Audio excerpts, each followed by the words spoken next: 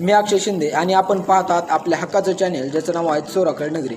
मित्रांनो, आपल्याला माहितीच आहे की PM किसान योजनेचा जो का 22वा हप्ता आहे त्या 22व्या हप्त्या संदर्भात एक नवीन अपडेट समोर आलेले आहे आणि त्यासाठीचा एक छोटासा व्हिडिओ। मित्रांनो, आपल्याला माहितीच आहे की PM किसान योजनेचा जो का 21वा आणि 20वा हप्ता आहे त्या 20व्या हप्त्याच्या वितरणावेळी जवळजवळ 2,40,000 इतके शेतकरी इतके लाभार्थी जे आहेत ते अपात्र ठरवण्यात आलेले आहेत। तर मित्रांनो, या अपात्र ठरवण्याचं कारण असं होतं की बाबा एका घरामध्ये एका कुटुंबामध्ये एक किंवा अधिक शेतकरी किंवा लाभार्थी जर या PM किसान योजनेचा जर लाभ घेत असेल तर ते पूर्णपणे बंद करून कुटुंबामध्ये एकच व्यक्तीला हा PM किसान योजनेचा लाभ देण्यात आलेला आहे आणि त्याच्यामुळे जवळजवळ 2,40,000 इतके PM किसान योजनेचे जे काही लाभार्थी आहेत ते अपात्र ठरवण्यात आलेले आहेत।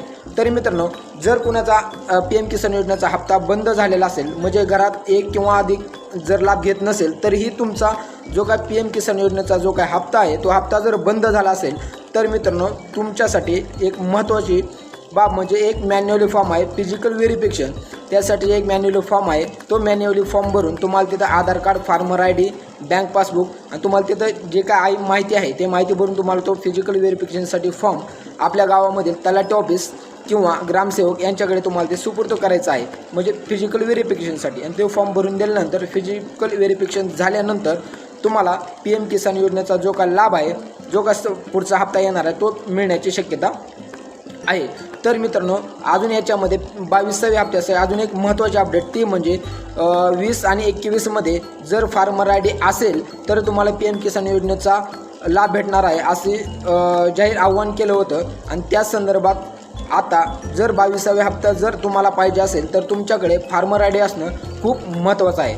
त्याच्यामुळे जर तुमच्याकडे फार्मर ID असेल तर तुम्हाला जो का हा 22वा हप्ता आहे PM किसान योजनेचा तेव्हाच तुम्हाला मिळणार आहे जर तुमच्याकडे फार्मर ID असेल तर शेतकरी बांधवांना ही विनंती आहे की बाबा ज्यांच्याकडे फार्मर ID नाही त्यांनी पहिल्यांदा फार्मर ID काढणे तितकंच महत्त्वाचे आहे। जर फार्मर ID नसेल तर तुम्हाला जो का PM किसान योजनेचा हप्ता आहे तो तुम्हाला मिळणार नाही।